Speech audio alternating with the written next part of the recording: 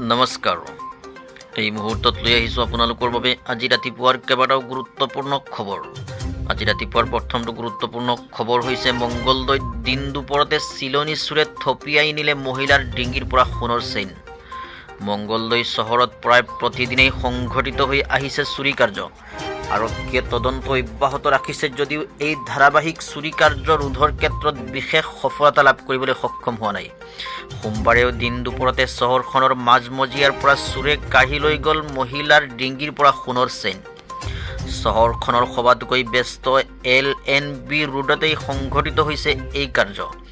এইবাৰ BTCৰ EM দিগন্ত বৰুৱাৰ পত্নী অৰ্চনা বৰুৱাৰ ডিঙিৰ পৰা আবেলি প্ৰায় 3 মান বজাত স্কুটিৰে আহি থকা অৱস্থাত চিলনী চোৰে থপিয়াই গলৰ পৰা লৈ গ'ল সোণৰ চেইন।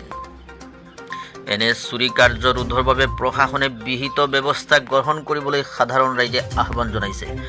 দিন দুপৰতে যদি সাধাৰণ ৰাইজ বজাৰ সমাৰত আহিব নোৱাৰে কি নিৰাপত্তা দিছে প্ৰশাসনে বুলি প্ৰশ্ন তুলিছে সাধাৰণ লোকে।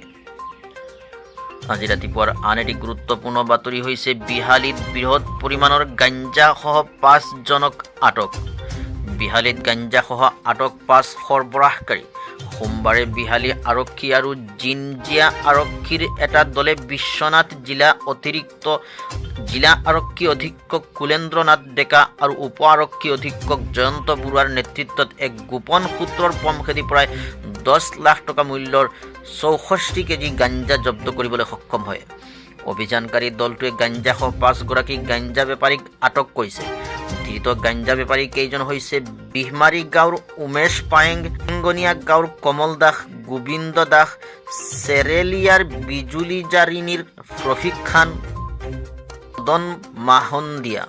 সম্প্ৰতি বিহালী আৰক্ষীয়ে ধৃত গাঞ্জা বেপাৰী কেইজনক অধিক তথ্যৰ বাবে সোধা পোছা অব্যাহত ৰাখিছে। আজি ৰাতিপুৱাৰ পৰৱৰ্তী আন এটি গুৰুত্বপূৰ্ণ বাতৰি হৈছে কাঠৰ দলং ভাঙি তলত সৰি পৰিল মটৰচাইকেলসহ আৰোহী। চিৰাং জিলাৰ ভাৰত ভূটান সীমান্তৰ বেংতলত সোমবাৰে বিয়লি ভাগত এক ভয়ংকৰ দুৰ্ঘটনা সংঘটিত হয়। 1 নং বেংতল আৰু 2 নং বেংতল সংযোগী বিৰিঞ্চি নৈৰ ওপৰত থকা কাঠৰ দলং হঠাতে ভাগি পৰাত এখন মটৰচাইকেলসহ আৰোহী নৈত সৰি পৰে। কথম্পি প্ৰাণ ৰক্ষা পৰে যদিও গুৰুতৰভাৱে আহত হয় মটৰচাইকেল আৰোহীজন। পিছত স্থানীয় লোকে তৎপৰতাৰে মটৰচাইকেল আৰোহীজনক উদ্ধাৰ কৰে। গুৰুত্বপূৰ্ণ পথছোৱাৰ এই পুৰণি জৰাজীৰ্ণ কাঠৰ দলংখন এইদৰে ভাগি পৰাত পথছোৱাৰ যাতায়াত বিঘ্নিত হৈ পৰিছে। দলংখন হঠাতে ভাগি পৰাত অঞ্চলটোৰ সাধাৰণ ৰাইজৰ লগতে স্কুলীয়া ছাত্ৰ ছাত্ৰীসকলে বিপদজনকভাৱে যাতায়াত কৰিব লগা হৈছে। আজি ৰাতিপুৱাৰ আন এটি গুৰুত্বপূৰ্ণ বাতৰি হৈছে অব্যাহত আছে ড্ৰাগছ বিৰোধী অভিযান। বটদ্ৰৱাত ড্ৰাগছসহ আটক 3 যুৱক। নগাঁও জিলাৰ বটদ্ৰৱা আৰক্ষীৰ ড্ৰাগছ বিৰোধী অভিযানত ডুমডুমিয়াৰ পাটিয়া চাপৰিৰ পৰা 24 গ্ৰাম নিষিদ্ধ ড্ৰাগছসহ 3 জনক আটক কৰা হৈছে।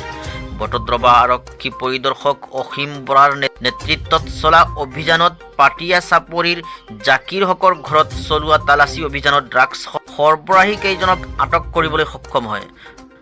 ধৃত ড্ৰাগছ সৰবৰাহকাৰী কেইটা ক্ৰমে অনন্ত দাস, মাধুৰ্য দাস আৰু ইদ্ৰিছ আলী। ড্ৰাগছ সৰবৰাহকাৰীৰ পৰা 16টা ড্ৰাগছ ভৰ্তি কণ্টেইনাৰ আৰু 3টা মোবাইল ফোন জব্দ কৰিছে আৰক্ষীয়ে।